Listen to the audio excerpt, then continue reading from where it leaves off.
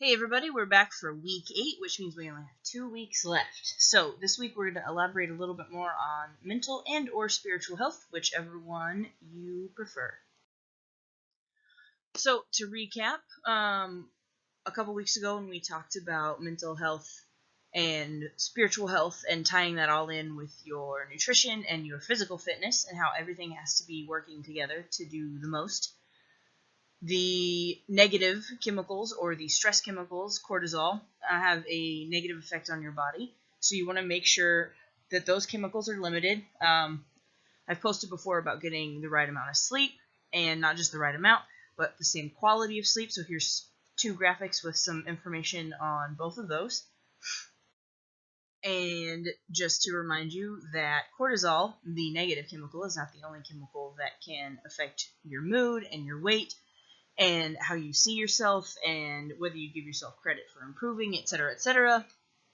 So can dopamine, endorphins, oxytocin, and serotonin. Those are all the happy chemicals that go off in your brain that your body releases whenever you feel happy or excited or a sense of accomplishment or anything like that. So make sure that you're not just going to the gym out of obligation, that you're going to the gym because it actually makes you feel good and because you know that you're improving your health.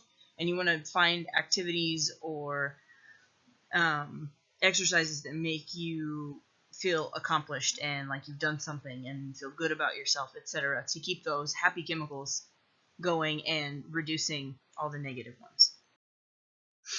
So everybody's different in the way that they keep track of things. There are Fitbits and Garmin's and Polar and so many different brands, but basically the on the wrist fitness tracker, and they come in different shapes and sizes, and some of them tell you steps and calories burned, and some of them will even monitor your heart rate.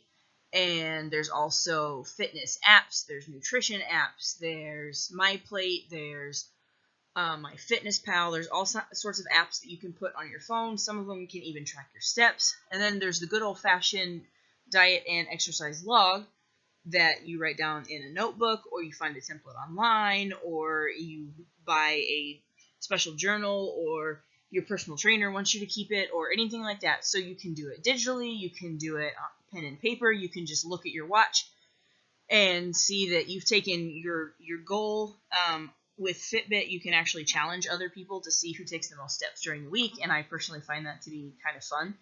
And it reminds me that to keep going a little bit. There's also a reminder that you can set on, I know for a fact Fitbit, probably on some others, that'll remind you to get going if you've been sedentary for too long. So for those of us that sit in class or have desk jobs or anything for that along those lines, the little reminders sometimes can be annoying, but when you get the chance, you can make up for those hours from sitting still just by parking further away and having to walk to your car or anything like that we talked about, I think, in week 1, where we talked about the little things that count. So another way that people keep track of their progress, if you don't want to do the trackers in any way, shape, or form, but you want to weigh yourself every morning or once a week or once a month or every other day or anything like that. Some people can look at the scale and that keeps them on track. Some people look at the scale and that freaks them out and makes it worse. So for the people who like the scale, keep it up. That's awesome. Remember to weigh yourself in the morning, so that way the fluid and the food that you take in throughout the day isn't messing with your numbers. So you want to weigh yourself at the same time. Morning is best. But if you would rather weigh yourself in the evening, make sure you're weighing yourself at the same time every evening, and you're taking into account how much liquid you've had that day, or how much you've had to eat. So I would suggest morning, and keep it pretty consistent. But for the people that don't like weighing themselves, to keep them on track because it freaks them out and just makes the whole thing worse, check how your clothes fit. This is my personal favorite.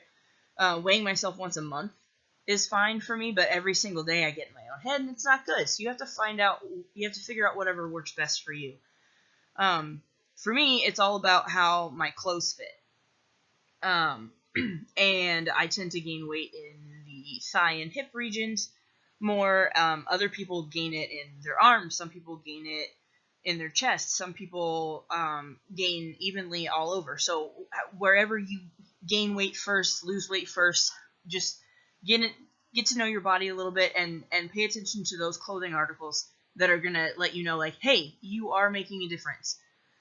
Whether it is to lose weight, and you have to go down a pant size, or whether it's to put on muscle mass and gain a little bit of weight, and you have to go up a pant size. Whatever works for you. So scale, keeping track of how your clothing fits, whatever is best for you and your mentality. Make sure to do that, because you've got to keep yourself on track mentally or spiritually or both, in order for your nutrition and your physical fitness to all line up with each other. All right, these are just 3 quick graphics to remind us all that we are all different, and we're different heights, we're different builds, we put on muscle different ways, we put on fat different ways, we lose weight different ways. There's all sorts of things that can affect our weight and how we compare ourselves to others. So try not to compare yourself to other people. Try to compare yourself to yourself. So on the left, these women are all 154 pounds, and as you can see, they're all very different. I didn't pick 154 for a specific reason, other than I've seen this before, and I thought it was a great illustration. So if you're 125 pounds and that's a healthy weight for you, great. If you're 195 pounds and that's a good weight for you, that's fantastic. Weight doesn't matter when in comparison to other people. The middle one is just an encouraging graphic that I like, because it's a lot of times it's really easy to get down on yourself. So looking at this just makes you feel like Wonder Woman, makes you feel like a superhero no matter your size or shape. And I think that's awesome, because we all need to praise ourselves a little bit more often. And then the picture on the right is a comparison of a very, very low fat percentage and then a more normal fat percentage. And when I say normal, I mean like in a healthy range. And some people would prefer to be the one on the left, some people prefer to be the one on the right. You just have to pick out what works best for you and what's going to be best for your health, and be confident in whichever one you choose to strive. So some ways to keep your mindset where it needs to be: some people meditate, some people pray, some people do Tai Chi, some people do yoga, some people just want to relax outside. A lot of times this can be silent. I know prayer and meditation both can involve either chanting or saying things out loud. And the Om symbol down at the bottom is actually an all-encompassing. It's supposed to help your body resonate with sound, and it encompasses all areas that work together to create that sound, the vibrations, the feelings, everything. So if you believe in that kind of stuff, try meditating, try praying. If you're religious, try Tai Chi, try taking a nap, and outside in a hammock and just reconnecting with nature. Sit in a chair and stare at the sky, and whatever works for you, go with that, and just do whatever you need to do to relax your mind and remind yourself that you're on a journey, and that's what matters, and you just keep pushing forward. So along the same lines as the chanting or the Om symbol and the praying, singing, playing an instrument, listening to music, anything like that can be therapeutic. There's also anti-stress coloring books, there's pets, there's all different types of ways that you can relieve that stress, stay positive, stay where your mind needs to be, and just keep moving forward. Stress relief activities, I thought this was kind of an interesting way, and it divides them up based on which scents they go along with. A lot of people use oils, some people use teas, some people use diffusers, some people put the oils on their bracelets, some make it into lotions and apply it directly to the skin, some will actually mix it in with their tea or with their water. So there's all sorts of ways to make sure that your body is staying relaxed and positive and just going with the flow and continuing on your journey. So if you're not much of a meditative type, or the essential oils type, and you're more nose to the grindstone and just go get it, maybe journaling is better for you. That's always an option as well. whatever it takes to keep your mind and or spirit, however you look at it, in line with your physical and nutrition goals. Go for it. I personally like these books: The Four Agreements, The Fifth Agreement, The Tao of Pooh, and The Tay of Piglet.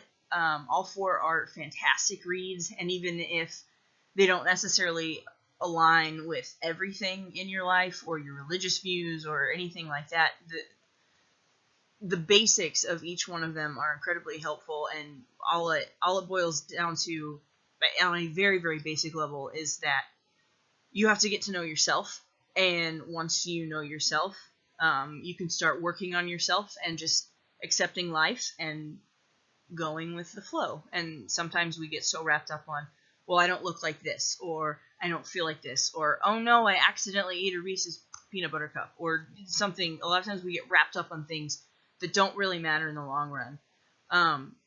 If you eat a Reese's peanut butter cup, doesn't mean your whole day is shot. You ate it, move forward. That's okay. Do 5 extra crunches if that makes you feel better. So try not to get so wrapped up in things that you're actually hindering meeting your goals. Just keep moving forward. Keep doing you. Set goals that are best for you. If anybody has any questions or comments, please comment below. Follow me on Instagram. You guys are all doing awesome. Keep it up.